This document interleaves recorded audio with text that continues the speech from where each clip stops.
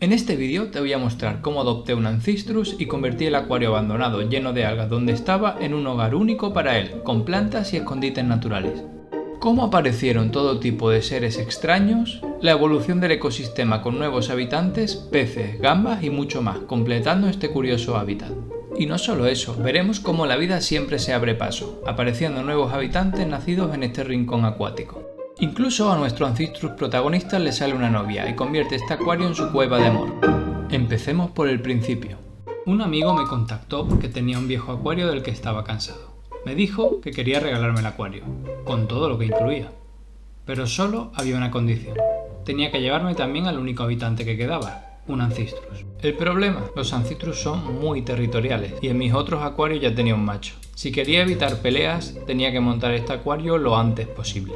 Además del pez y la urna, me regaló también unas plantas naturales y piedras de lava volcánica. Y aquí me surgió una idea.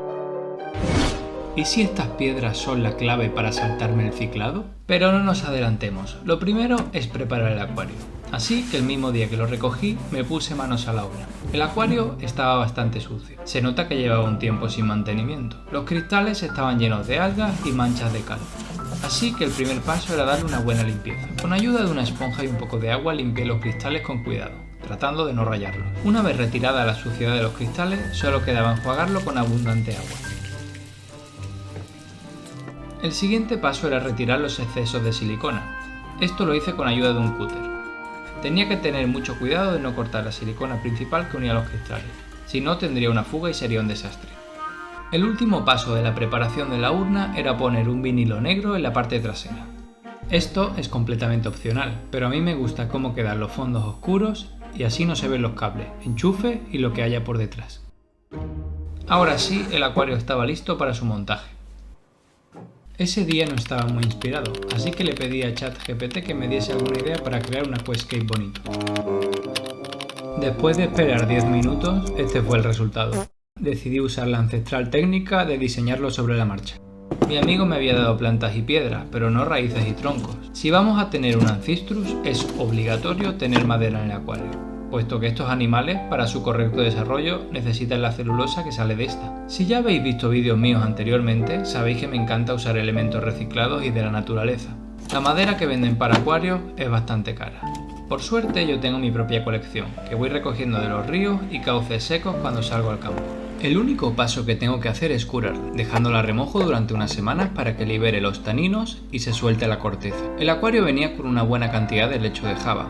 Es una planta sencilla de crecimiento lento. También traía piedras de roca volcánica y unos canutillos de su filtro. Estos materiales pueden parecer simple decoración, pero en realidad son como bloques de apartamentos para bacterias. Gracias a su porosidad, ahí dentro viven millones de microorganismos. Y esas bacterias son la auténtica magia de un acuario. Son ellas las que transforman los desechos de los peces en compuestos mucho menos dañinos. Normalmente, estas colonias aparecen poco a poco, en un proceso que se llama ciclado. El ciclado es, básicamente, el tiempo que tarda un acuario en volverse apto para la vida. Este proceso suele tomar unas 4 semanas. Entonces pensé, ¿y si en vez de esperar aprovecho que estos elementos vienen cargados de bacterias maduras? Estaría empezando con un acuario ciclado desde el día 1. Para probarlo puse los canutillos en la base y añadí arena de otro acuario cargada de bacterias y microorganismos beneficiosos. Después de colocar la primera capa de arena con bacterias, añadí una segunda capa de arena limpia. Con la pala fui moldeando una ligera pendiente, elevando la parte trasera del acuario. Esto no solo crea una mayor sensación de profundidad, sino que también permite apreciar todo el ancho del paisaje acuático. Con los troncos que había elegido fui probando hasta dar con una composición que me transmitiera lo que buscaba: recrear un pequeño fragmento del río Amazonas. Quería que las piedras, redondeadas por la erosión del agua, se mezclaran con raíces que parecieran salir del suelo, mientras que las plantas emergieran entre los huecos de las rocas. Cuando por fin estuve satisfecho con el diseño, añadí un detalle extra para hacerlo más natural. Pegué un poco de musgo en los troncos. Decidí combinar dos variedades distintas: el musgo de Java, fácil de mantener, y el musgo de Navidad, que aunque requiere más cuidado, crece de manera más ancha y ofrece un aspecto visual más atractivo. Para fijar el musgo en la madera suelo usar dos métodos principales: pequeña gomilla o pegamento instantáneo. Las gomillas permiten sujetar el musgo hasta que se enganche por sí solo, mientras que el superglue es más rápido y práctico. Puede sorprender, pero una vez seco, este tipo de pegamento es completamente seguro para el acuario y no afecta a los peces ni a las plantas. El musgo se puede colocar de muchas maneras. en las puntas de las ramas, simulando pequeños árboles, o cubriendo por completo un tronco, como sucede en la naturaleza. Aquí, la creatividad no tiene límites, deja volar tu imaginación. Eso sí, recuerda un detalle importante: cuanto más cerca esté de la luz, más rápido y denso crecerá. Cuando terminé de cubrir los troncos con musgo, tocaba devolverlos al acuario. ¿El problema? Encontrar la forma en la que lo había puesto inicialmente. Debía haber tomado una foto. Estoy seguro de que no quedaron exactamente en la posición que había imaginado al principio, pero al final creo que el resultado quedó bastante bien. Una vez colocada la madera, llegó el turno de las piedras. Mi idea era situarlas en la base de los troncos, dejando la parte delantera libre y despejada. Tenía que actuar rápido. Estas piedras de grava volcánica contienen bacterias beneficiosas, y si se secan fuera del agua podrían morir antes de cumplir su función. Al igual que con los troncos, no encontré la posición de las piedras a la primera. Tuve que probar unas cuantas combinaciones antes de dar con la buena. Cambié la piedra plana de pizarra por unas amarillas, para dar contraste entre un lado del acuario y el otro. Luego puse piedras más pequeñas con el mismo color y patrón en la base de las piedras grandes, dando un efecto muy natural y realista de cómo se distribuyen en el lecho del río. Llegaba el turno de la planta principal que iba a dar vida a este ecosistema. El helecho de Java es una de mis favoritas porque, aunque tiene un crecimiento lento, es muy resistente y aporta un aspecto increíblemente natural al salir de entre las piedras. Eso sí, hay que tener cuidado con cómo se coloca. El helecho de Java no debe enterrarse, ya que su rizoma podría pudrirse. Lo ideal es dejarlo reposando sobre la arena, o mejor aún, encajarlo en los huecos de las rocas, donde poco a poco se irá adhiriendo por sí mismo. Una de las cosas más curiosas del helecho de Java es su forma de reproducirse. En lugar de semillas o esquejes tradicionales, esta planta desarrolla pequeños hijos directamente en las puntas de sus hojas más viejas. Con el tiempo, esos brotes forman sus propias raíces y hojas, y cuando están listos, se desprenden. Es un proceso lento pero fascinante. Estas pequeñas plantas no son fáciles de colocar directamente sobre la arena o entre las piedras, ya que su tamaño hace que se suelten con facilidad. Lo mejor es introducirlas con cuidado en los huecos de la roca, o fijarlas suavemente en los troncos, presionándolas lo justo para que queden bien sujetas hasta que se desarrollen raíces y se adhieran por sí mismas.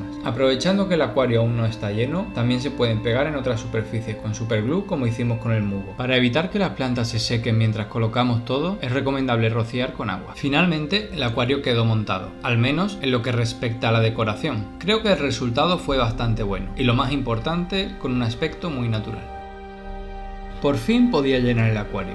Para mantener toda la idea de tenerlo ciclado desde el principio, añadí la mitad de agua de otros acuarios, y la otra mitad de agua nueva reposada durante 24 horas. Pero siempre hay algún imprevisto. Pese a que el tronco había estado meses en el agua, solo unos días en el exterior fueron suficientes para secarse y que flotase de nuevo. Pero bueno, no dramaticemos, nada que no se pueda arreglar poniendo una piedra encima hasta que vuelva a hundirse. Tenía una pantalla LED regulable que encajaba perfectamente en este acuario. Quité el foco que uso para grabar y puse esta. Como último detalle de la decoración, el coco me parecía un poco soso, así que decidí cubrirlo con un poco de ricia para integrarlo mejor con el resto del acuario. Al final, combinado con el helecho de Java, parecía una cabeza en la que asomaba una pluma india. Varios días después, el acuario había desarrollado una fina capa en la superficie del agua, el biofilm. El biofilm es una película formada por bacterias que se acumulan en la superficie. No es dañino para los peces, pero puede impedir la entrada de oxígeno. Para solucionarlo, puse un pequeño filtro. En cuestión de minutos, la capa había desaparecido. Cuando metes plantas de otro acuario, nunca sabes qué acompañantes pueden colarse. Uno de los más molestos es la lenteja de agua. La última vez que ignoré su presencia se convirtió en esto. Lo gracioso es que da igual cuántas saque, siempre aparece alguna de la nada. 2 semanas después de su inicio, el acuario parecía un sitio tranquilo, totalmente desértico de vida, pero nada más lejos de la realidad. Es cierto que no hay peces, pero eso no significa que no haya millones de microorganismos y animales colonizando el ecosistema. Lo primero que descubrí fue la cantidad de caracoles que ya había en el acuario. Era algo de esperar, ya que vendrían con las plantas.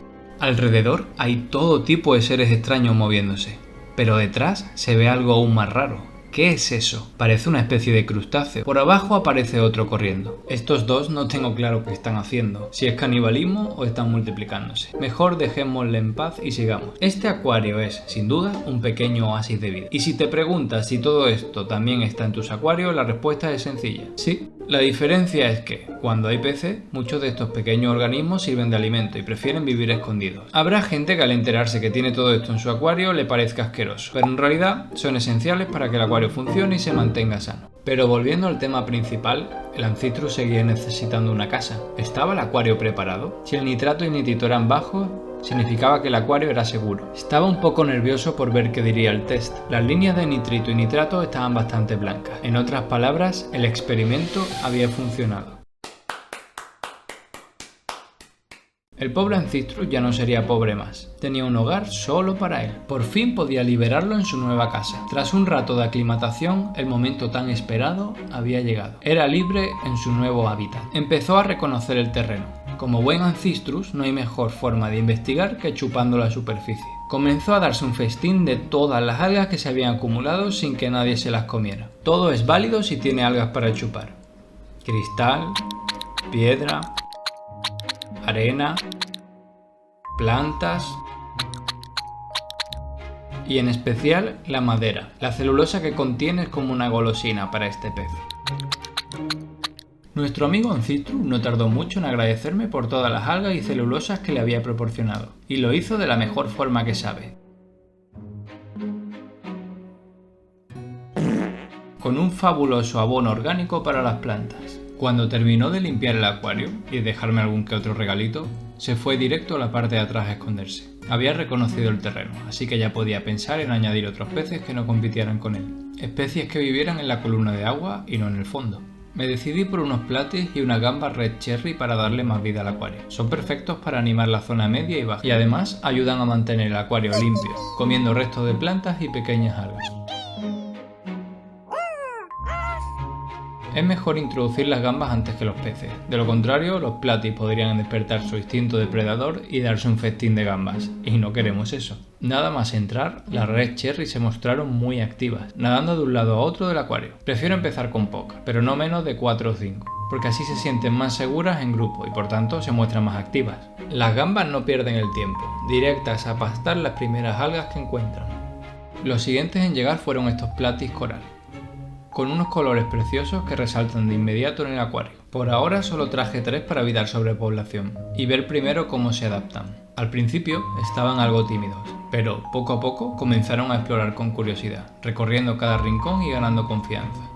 Solo necesitaban tiempo para sentirse en casa. El último habitante de este acuario iba a ser muy especial. Tengo varios Ancistrus repartidos por mis otros acuarios y me encanta criarlos. Su primera decisión fue instintiva e inteligente: esconderse en el coco y convertirlo en su nuevo refugio. Desde un punto seguro puede ir saliendo poco a poco a comer algo y vigilar qué ocurre alrededor. Al rato fue animándose a alejarse un poco más del coco y ver qué descubría, hasta que se encontró con el macho Ancistrus y la interacción fue...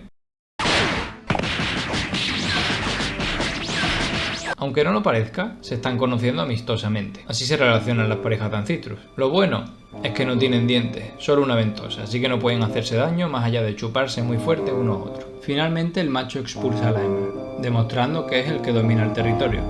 No es la mejor forma de ligar, pero así funciona la naturaleza, supongo. Un par de semanas después de introducir a los platis, fijándome, me encontré a estos pequeños en el acuario. No parecían recién nacidos, pero eran diminutos, así que tendrían unos días de vida. No sé cómo no los vi antes. Es sorprendente cómo la vida siempre se abre paso, pero no solo con los peces. Una de las gambas estaba ovada, es decir, tenía decenas de huevos que pronto soltaría y se convertirían en pequeñas gambitas. Por suerte, tienen vegetación y musgo donde esconderse de los depredadores. Un momento, ¿qué hace un tenedor ahí? Seguro que te lo estarás preguntando. Cuando veas un tenedor, significa comida para los habitantes del acuario. Pero como la verdura flota, se engancha con un tenedor. La primera en disfrutar del calabacín es esta valiente gamba, pero no le dura mucho la felicidad, porque llega nuestro amigo Ancistrus y le manda a dar un paseo. Ahora, el acuario vive en perfecta armonía. Cada especie se respeta y convive sin problema, creando un rincón tranquilo que invita a la relajación. O eso pensaba yo.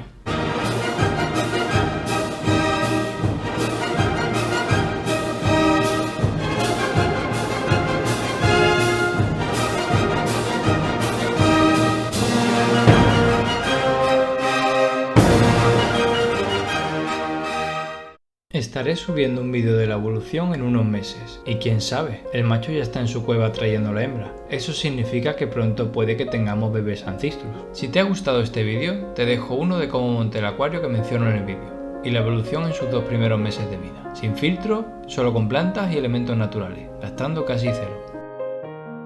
Gracias por ver el vídeo.